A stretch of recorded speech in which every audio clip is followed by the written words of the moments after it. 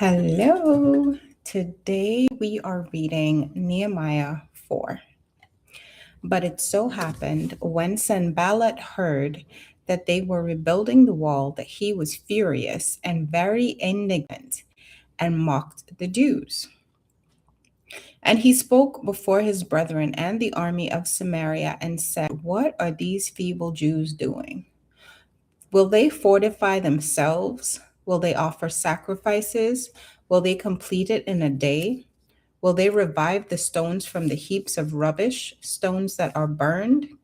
Now Tobiah the Ammonite was beside him, and he said, "Whatever they build, if even a fox goes up on it, he will break down their stone wall. Hear, O our God, for we are despised. Turn their reproach on their own heads and give them as a plunder to a land of captivity.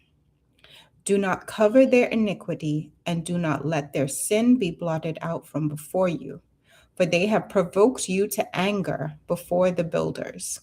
So we built the wall, and the entire wall was joined together up to half its height, for the people had a mind to work. Now it happened when Sanballat, Tobiah, the Arabs, the Ammonites, and the Ashdodites heard that the walls of Jerusalem were being restored and the gaps were beginning to be closed, that they became angry. And all of them conspired together to come and attack Jerusalem and create confusion. Nevertheless, we made our prayer to our God, and because of them, we set a watch against them day and night. Then Judah said, "The strength of the laborers is failing, and there is so much rubbish that we are not able to build the wall." And our adversary said, "They will neither know nor see anything till we come into their midst and kill them and cause the work to cease." So it was when the Jews who dwelt near them came that they told us 10 times, "From whatever place you turn, they will be upon us."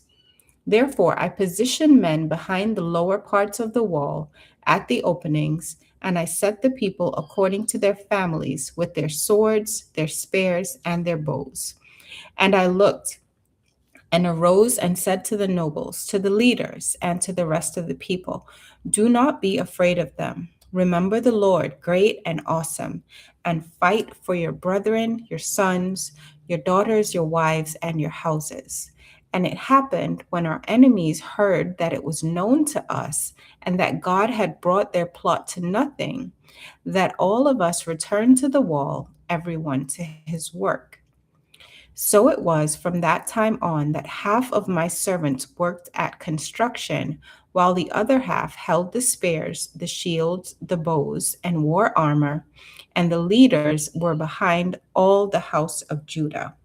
Those who built on the wall and those who carried burdens loaded themselves so that with one hand they worked at construction and with the other held a weapon.